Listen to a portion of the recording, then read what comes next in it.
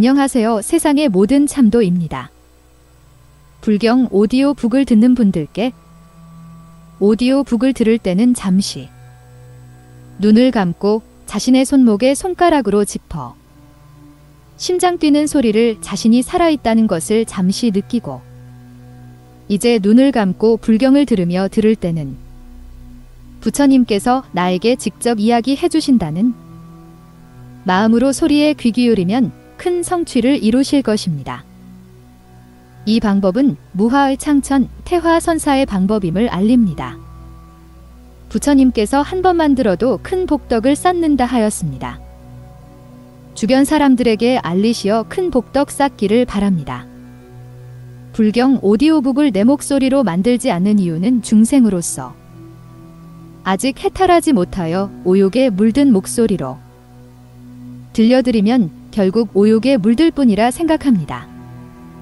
그래서 일체의 감정이 없는 무상한 컴퓨터 읽어주기 목소리로 녹음하여 들려드리는 것입니다.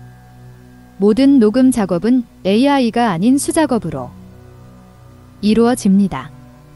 여러분들의 작은 후원과 구독, 좋아요, 댓글이 불경 오디오북을 만드는데 큰 힘이 됩니다. 무하합장 성불하십시오. 일자금륜 불정륜 함께 귀해합니다. 불법승 삼복께 귀해합니다. 모든 보살마하살께 귀해합니다.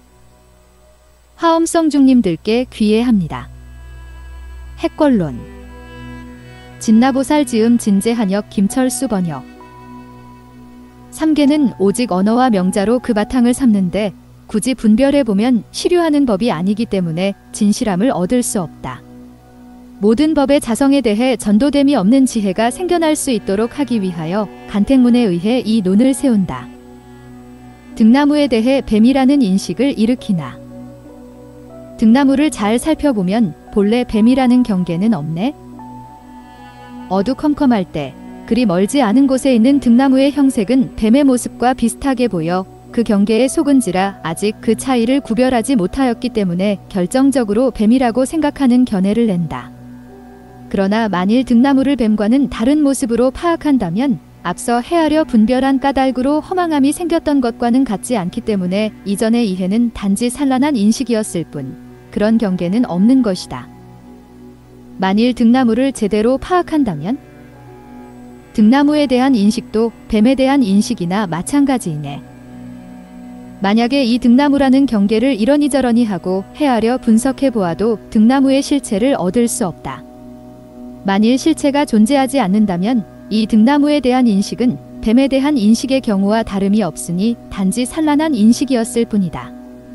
등나무의 구성 성분들에 대해 또한 이와 같이 헤아려 분석해 보아도 그 체상을 얻을 수 없기 때문에 등나무를 연려 인식 대상으로 삼아 인식함 하든 등나무의 구성 성분들을 연려하든 이러한 인식은 다 잘못된 인식이다. 일체 가명의 세속법들은 자성을 간택할 때 가명이 다른 것을 따라 일어난 것이며 세속의 인지 경계이네. 구성성분에 의거하여 등나무 등을 분석하여 관찰해보면 자체성을 볼 수 없기 때문에 뱀에 대한 인식처럼 이 등나무 등에 대한 인식도 단지 잘못된 인식일 뿐이며 실제로는 어떤 경계도 존재하지 않는다. 일체 가명으로서의 육법은 항아리, 의복, 사람 등을 말하는데 만약에 항아리 등의 모든 성분을 관찰해보면 세속적인 인식지혜의 경계에 머물거나 최후의 성분에 이른다. 이 가운데 항아리 등의 가명은 다른 것으로부터 일어나는 것이어서 최후에는 분석할 수가 없는 어려움에 처한이 드러나거나 사라짐이 다 존재하지 않는다. 일체 가명의 법들은 최후의 성분을 분석할 수 없으니 오직 하나의 인어이다. 만일 하나의 구성요소를 떠나면 나머지 구성요소들이나 하나의 구성요소가 아울러 드러나지 않으니 이는 자체가 없기 때문이다. 그렇다면 무법인 토끼뿔 등과는 어떻게 다른가? 인어라는 것은 하나의 사물로 인정할 수 없다. 만일 어떤 사물이 있으려면 반드시 6방분의 차이가 존재해야 하는데 이는 마치 항아리 등의 예에서와 같다. 항아리 등의 모든 사물은 세간의 존재로서 6방위의 차이가 존재한다. 그러므로 유분만 가지고는 하나의 사물도 이루지 못한다. 만약에 인어를 시류하는 존재라고 한다면 응당 6방위가 존재하게 될 것인즉 유분만으로는 한 사물도 성립되지 않는다. 만일 유분만으로 하나의 사물이 이루어지지 못한다면 여러 물질에 의해 성립된다는 의미가 되어버려 항아리 등의 경우와 다르지 않으니 이 또한 실체가 없는 것이다. 지혜로운 사람은 세속의 경계에 대해 진실하다는 생각을 일으키지 않네. 이렇듯 삼계에는 오로지 잘못된 인식만 존재하니 만일 지혜로운 이가 해탈을 구하려면 세속의 경계가 진실한 것이라는 헤아림을 일으키지 않아야 한다. 문 산란한 분별식이란 존재합니까? 답 만일 그대가 나는 항아리 등과 같이 외부로 드러난 사물은 그 자성을 얻을 수 없기 때문에 단지 산란한 분별식만 존재한다고 믿는다 라고 한다면 이는 본래 존재하지 않는 경계를 열려하여 일으킨 것이다. 무슨 까닭인가? 헛개비 변화인 건달바성 등은 실제로 존재하는 것은 아니다. 그러므로 산란한 분별식이 헛개비 등과 유사하게 일어나는 것이므로 존재하지 않는 것이 아니라고 말한다면 이는 옳지 않은 것이다. 성립할 수 없기 때문이다. 무슨 까닭에 성립할 수 없는가? 인지할 대상이 이와 같이 존재하지 않기 때문이다. 이 산란한 분별식은 사물이 존재하지 않는 것과 비슷하다. 사물 자체가 존재하지 않는데 어떻게 분별식이 존재할 수 있겠는가?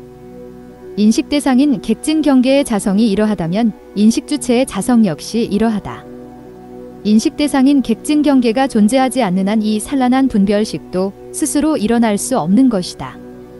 다른 것의 공력으로 말미암아도 그와 다른 것이 성립되지 않는다면 일어난다는 의미가 어디에 존재할 수 있으리요? 일체 가명의 사물을 오로지 세심하게 사량하여 지혜로운 이는 탐욕 등의 번뇌를 마치 뱀에 대한 두려움을 제거하듯 제거할 수 있네. 이와 같이 설했으니 삼계가 단지 가명임을 인식하여 항아리 등에 대한 거친 인식을 제거하고 미세한 마음을 닦아 익혀야 한다. 가령 세간에서 성립하는 항아리 돛 등의 사물은 가명으로 말미암아 존재하는 것이니 대략 세속심에 따르면 이 일이 어긋나지 않으나 후에 이 세속심을 떠나보내면 바야흐로 간택심이 일어나 오직 산란한 분별식만을 볼 수 있고 외진 경계는 존재하지 않는다. 그런데 이 산란한 분별식의 원인도 성립될 수 없고 이와 유사한 어떤 사물도 존재하지 않기 때문에 체성이 성립되지 않으니 내외가 존재하지 않아 법공임을 알 수 있다. 일체 분별이 지은 탐욕 등의 모든 번뇌는 지혜로운 사람이라면 제거하기가 쉽다. 비유하자면 등나무에 대하여 허망하게 분별하여 뱀이라는 생각을 일으켜 두려운 마음을 내지만 만일 뱀과는 차이가 있다는 것을 알게 되면 결정적으로 이것이 등나무임을 알 수 있어 뱀에 대한 두려움을 제거할 수 있는 것과 같다. 잘 사량함으로 말미암아 탐욕 등의 모든 객진 번뇌를 일으키는 자성을 신속하고도 쉽게 멸할 수 있으니 탐욕 등과 같은 번뇌의 허망함이 또한 이러한다. 지혜로운 이는 세간과 어긋나지 않게 세간법에 따라 설하며 만일 번뇌의 장애를 멸하려 하면 진재에 의지하여 관찰해야 하네. 가령 세속제에 따르면 세간의 항아리, 의복 등의 사물이 존재한다고 말해도 어긋나지 않으니 다른 것들도 이와 같이 제시하여 말할 수 있다. 지혜로운 이는 먼저 이 일을 따르고 난 후에 만일 해탈을 구하려면 응당 진리를 닦아야 하나니 세간법의 자성을 간택해야 한다. 이치에 맞게 간택하여 일어나 나타난 번뇌는 멸하고 아직 일어나지 않은 번뇌는 생기지 않게 하는 것이 이 논을 세우는 공용이다. 나무마 하바냐밀 나무마 하바냐밀 나무마 하바냐밀 무하 창천 태화 샵사인 핵걸론 태